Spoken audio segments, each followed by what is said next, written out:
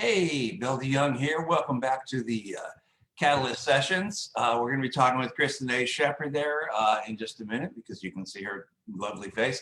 But what I want to tell you is this. Kristin Shepard grew up in Clearwater, and 4 years ago, she became the executive director of the Museum of Fine Arts in St. Petersburg, which had, right around that time, just celebrated its 50th anniversary. Now, a whole lot of things happened in between, and we're going to talk about those when we cue in there with Kristen. The bottom line is that the MFA under her stewardship has kind of gone from, well, that old museum that's always been there by the bay to sort of an artistic, well, ground zero. It's a cultural destination in itself that's second in numbers only to the Dali Museum, and even that's open for debate sometimes. She's done it using energy and focus and an infusion of great, excited curatorial talent. Some brilliant minds over there. The exhibitions are exciting, they're interesting, and best of all, they're not what you'd expect.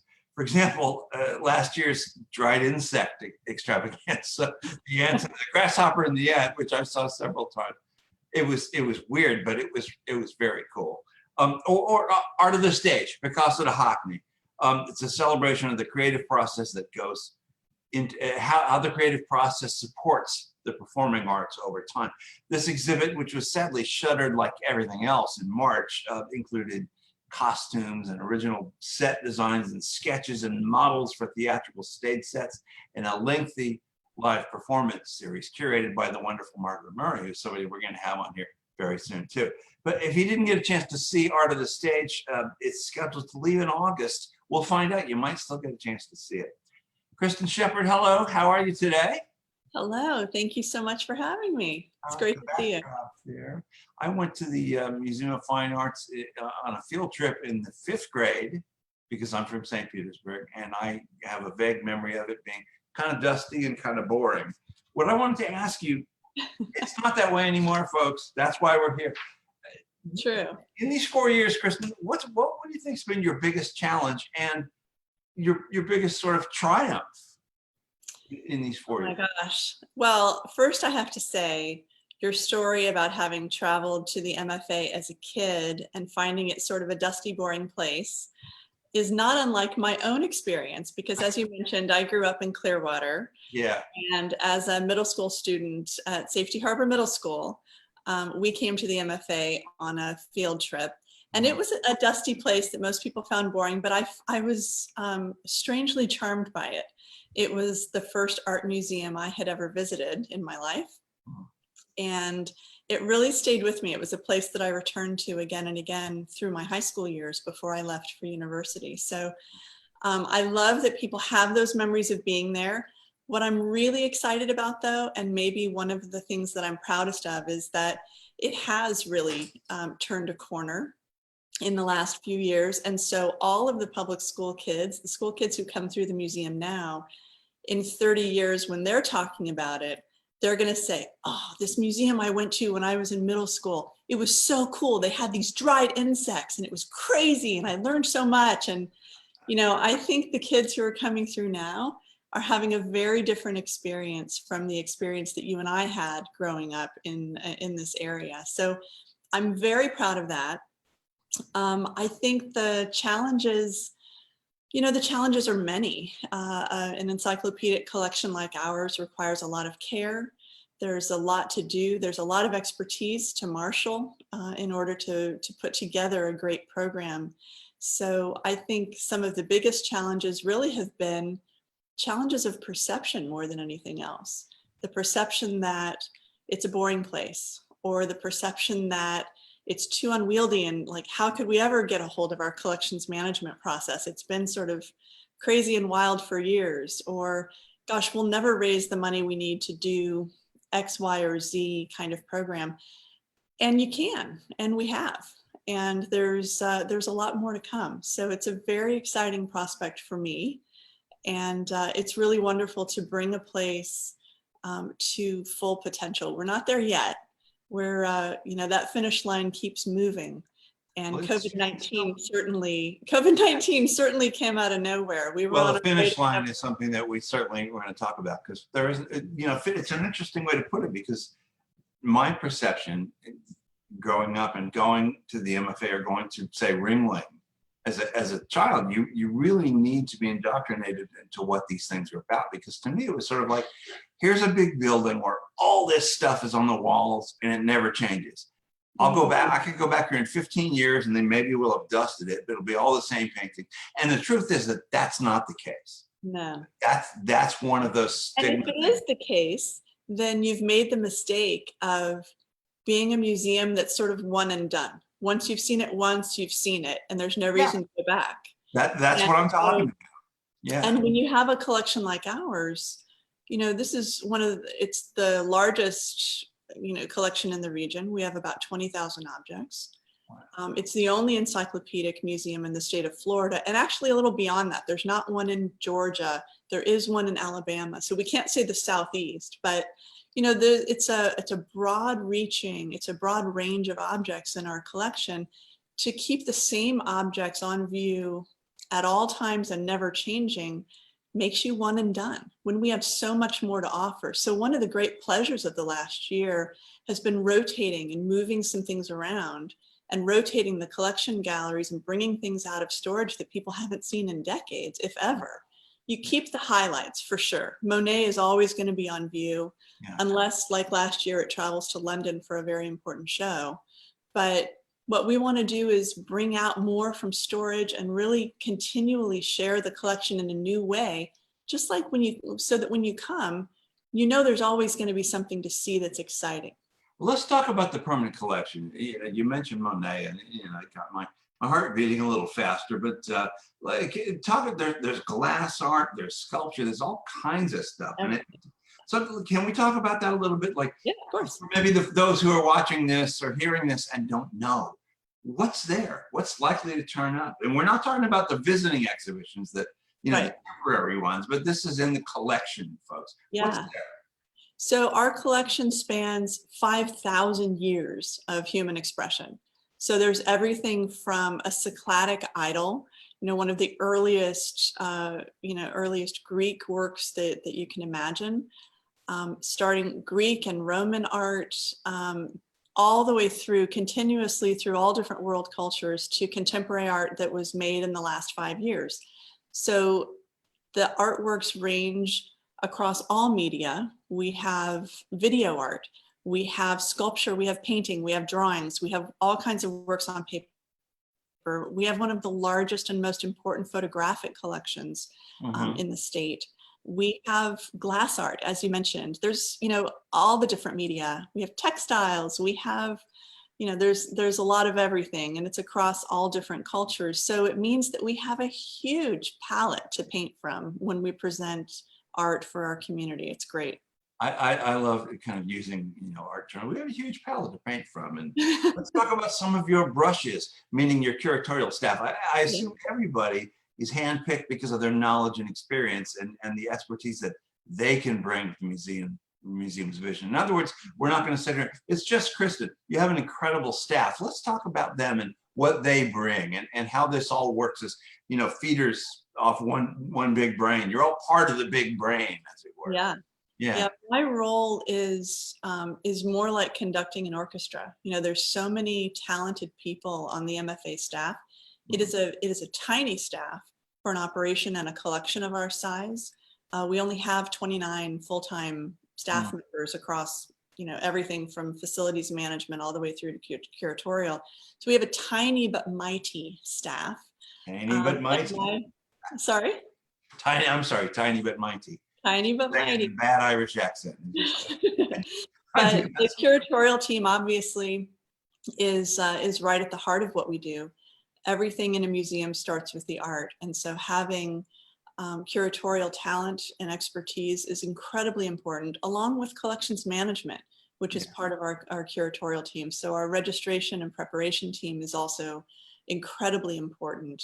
The curatorial team, you're quite right, they're all handpicked for specific expertise. Yeah. And when you have a collection that ranges across the entire history of art, you do need expertise in a lot of different areas. So we're very fortunate to have senior curatorial staff, Dr. Stanton Thomas and Dr. Michael Bennett, Dr. Bennett really handles the earliest part of Western art. He's our curator for early Western art. So it's Greek and Roman, but also he's looking at Mesoamerican art. He's looking at, the early part of the Western tradition.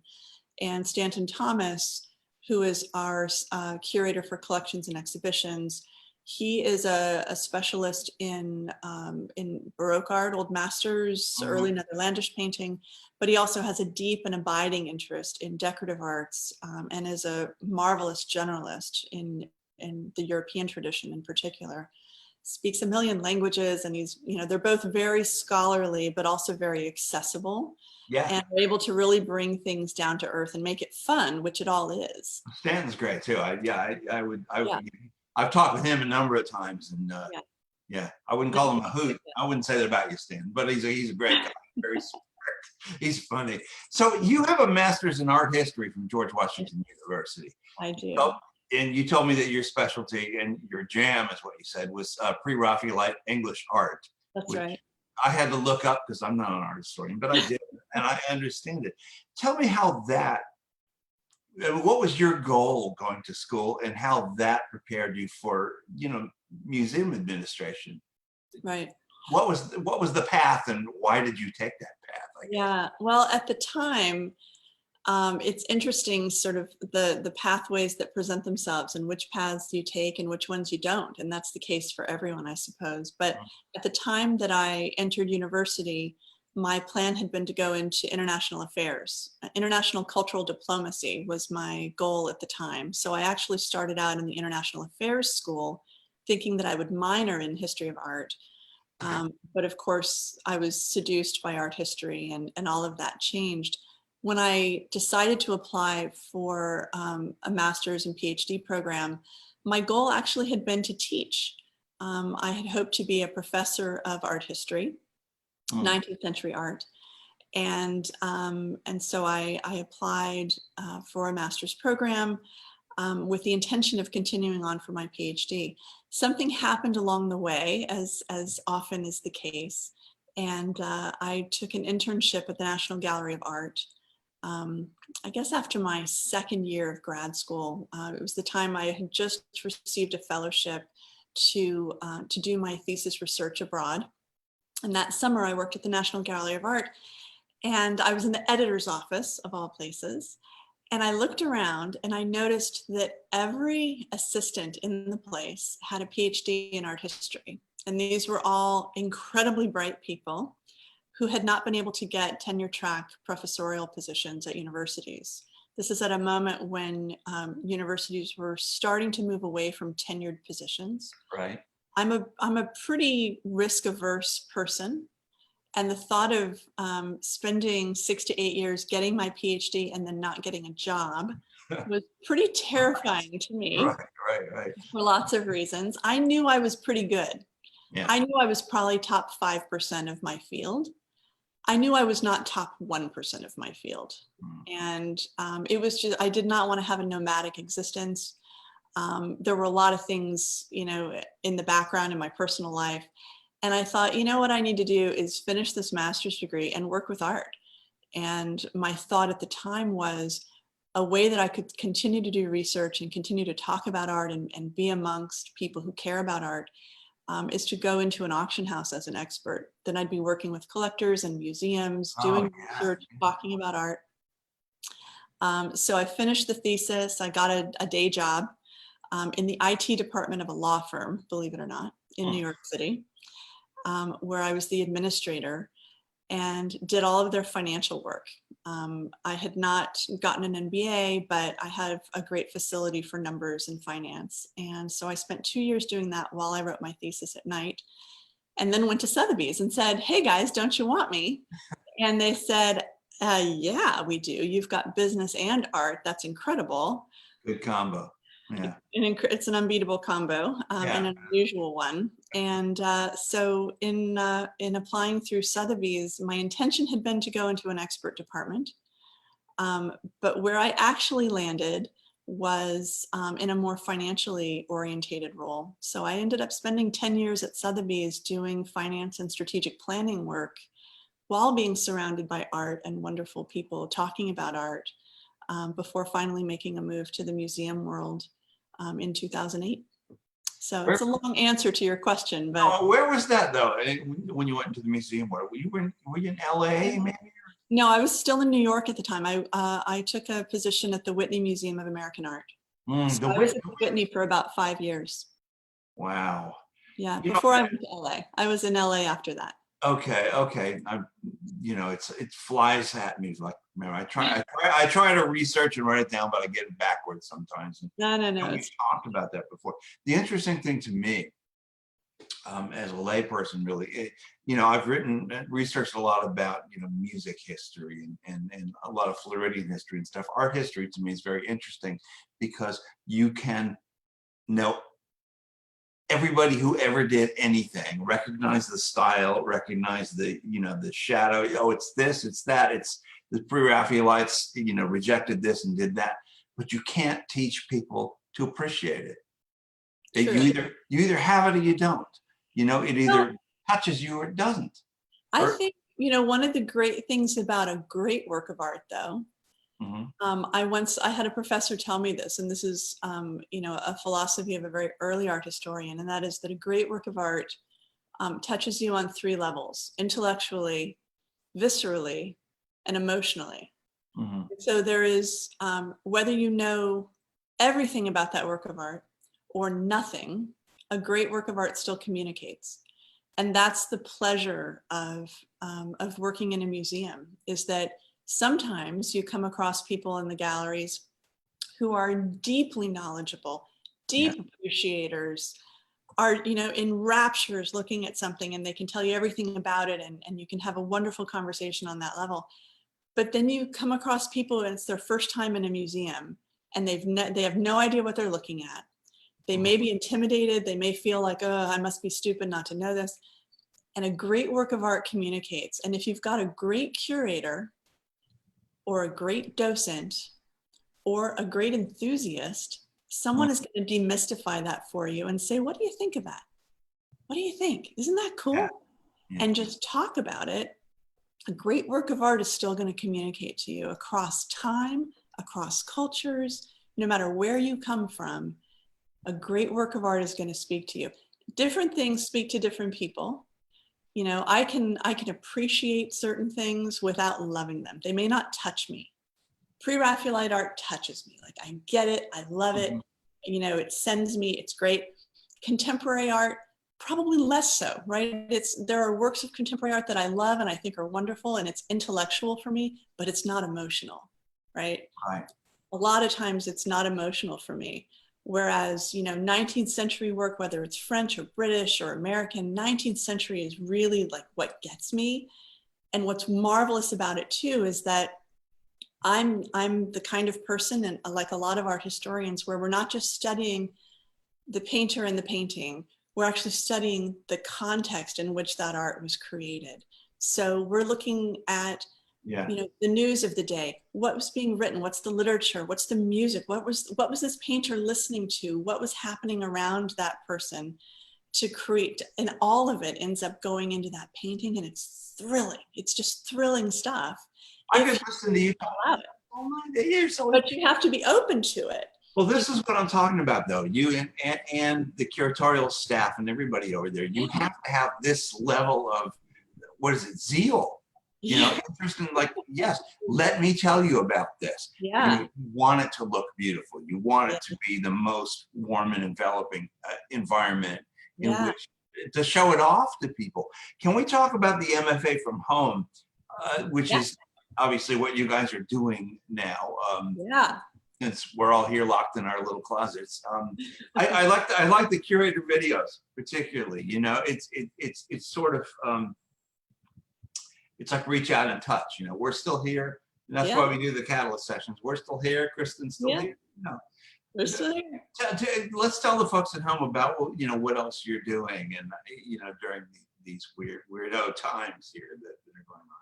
Well, you mentioned Margaret Murray in the intro, and she, of course, is our curator for public programs. On her team is Kimberlyn Martin, who is our manager for youth and family. for student programs. So we have this sort of powerhouse duo of creative energy from those two. And what they're doing is collaborating with our curators to create programs that are online programs. So we have things for kids, we have things for adults. Kimberlyn has basically turned her apartment into an art studio and classroom. And she's creating these lesson plans and videos with ways for kids to engage with our collection. And it's amazing how professional it's all supposed. I mean, all of us, it's all kind of DIY, you know, what you see is apartment in the background or whatever, but she's made it so professional and so fun. So these participants are getting these fun activities, you know, motor skills and arts and crafts and you know, so much. But these are also really perfect activities for kids from kindergarten through 6th grade, and they'll be evergreen. They'll remain on our website. And I think, you know, I think adults are having fun with some of these activities as well. We also had a really wonderful camp last summer called Wild Creations. And this was a program that's really an empowerment program for young women. And unfortunately, our summer camps have been canceled for this year. So Margaret and Kimberlyn have been working with our curatorial team to actually bring Wild Creations into the online world, and not just for young women, but actually for everyone, which is great. So it's a series of workshops that people can do from home, and it introduces us to works of art by female artists and the powerful contributions of women artists throughout history. And one of the things that I find really fascinating and interesting about it is that one of the points of the program is actually reclaiming language.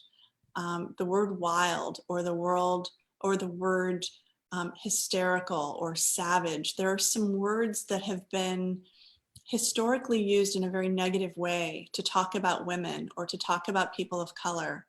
And for us to call this program Wild Creations is a way of reclaiming some of that language in a very positive way. So that's very exciting. We really feel, you'll remember this even from a couple of years ago, we had some experiences at the museum that allowed us to demonstrate how a museum can be a safe place for difficult discussions or for difficult histories. And I believe in that very fervently. I think the museum must be a safe place for learning about difficult histories and for overcoming some of this. And I think Wild Creations is a really good example of that. There's also, you know, a virtual book club. It's actually, I think it's happening tonight. It's, you know, the same Thursday of the month. The next one is June 11th, I want to say. But that virtual book club is growing and it's attracting people, some of whom haven't even read the book. They're just like, they know it's going to be great conversation. And we're getting people from outside of St. Pete. Now it's sort of growing into a bigger thing, which has really been great fun. So there's just a lot. I mean, I could go on and on. There's a lot on our website. Margaret's doing, you know, there's curator talks, there's all the things that you might expect. There's puzzles and games, there's artist videos and interviews that we're doing. There's just a lot to, there's a lot for us to present. There's a lot of content. You're basically laying it all out. None of this stuff was happening when I was in the 5th grade. The museum, it's like, oh yeah, that place, yeah. Of course, none of us could have predicted where we are now. So, but what's wonderful is, and I'm going to interrupt you long enough to say something that I keep saying to my board and to my staff, which is every challenge always presents an opportunity if you can find it. And I am an eternal optimist in that way. I think there is some good that can come from all of this. And some of it is thinking about, gosh, there are other ways for us to reach our audience. We should be amplifying that a little bit. There are ways that we can work with our collection and serve our audience that we haven't before. And this is teaching us that, which is, I think, a very positive outcome. Much of this content will continue to live on well after we're reopened to the public, and coronavirus is a horrible memory. Bad memory, yeah. You know, you're not the first person to say, you know, we're learning things during this period that will come to, you know, help us in, you know, our mission That's Well, right. you're certainly not the first museum director to say that to me. Any thoughts as to reopening? I mean, the governor hasn't lifted the curtain yet. I mean, is there anything to say there? You know, maybe July or no? We'll wait till the fall with the first exhibition that was scheduled, or what? Well, we've had to do a lot of moving around of the exhibition schedule. And, Yeah. look, just like everybody else, we're really reliant on the data, and our health officials, public health officials, and experts, the CDC, we're looking at all of that. We're not as, I'm not motivated by politics. I'm not motivated by anything other than my desire to serve the community to the best of our ability. And we won't do that. We won't put our community or our staff in any jeopardy while we think there's any risk. So we're committed to staying closed until we have seen a diminishment of new cases in St. Petersburg for at least 2 weeks.